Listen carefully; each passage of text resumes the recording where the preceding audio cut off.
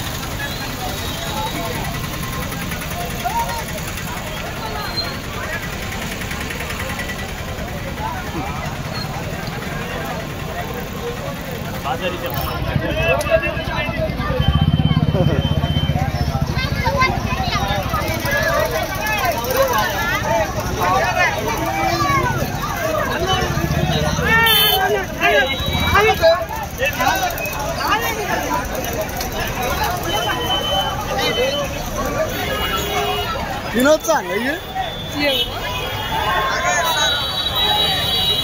మాయ తినొచ్చా మాయ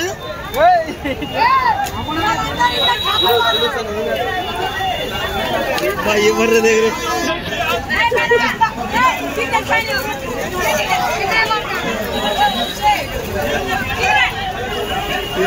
అన్ని వాటి